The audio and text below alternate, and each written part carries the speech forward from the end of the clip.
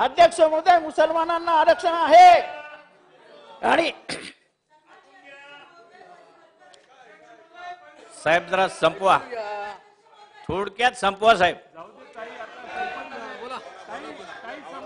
तेव्हा मुसलमानांना आरक्षण देणं, हे मुसलमान धर्माच्या नावाने आरक्षण मागत नाहीत.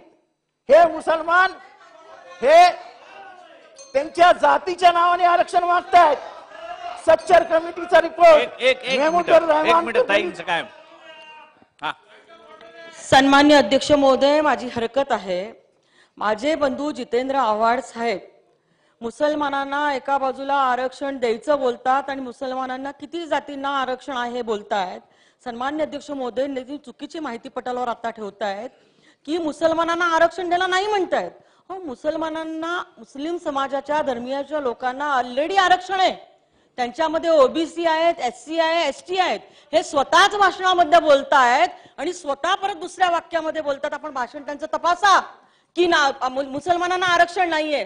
सन्माननीय अध्यक्ष महोदय, ही मुस्लिम समाजाची दिशाभूल करण्याचं काम चालू आहे.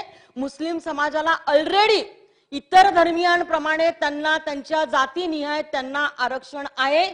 त्यांनी जी चुकीची माहिती आता बोललेली आहे पटलावरनं तपासून काढावी. अध्यक्ष महोदय, संपवा साहेब.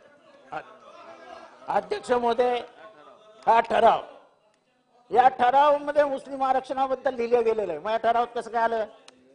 आणि यांनीच लिहिलंय, एक वाक्यता नाही. आणि त्याच्यामुळे अध्यक्ष महोदय, मी या विषयावर बोलत असताना ओबीसीच्या आरक्षणाला धक्का न लावता मराठा समाजाला आरक्षण द्यावं आणि त्याच्यासाठी जे काही करायचं असेल ते आम्ही करायला तयार आहोत. शासनाची वेळ, जर शासनाला आमची साथ हवी असेल तर शासनाला आमची साथ पण आहे. मराठ्यांना ओबीसी आरक्षण मिळालंच पाहिजे. आज त्यांची आर्थिक परिस्थिती खालावली आहे.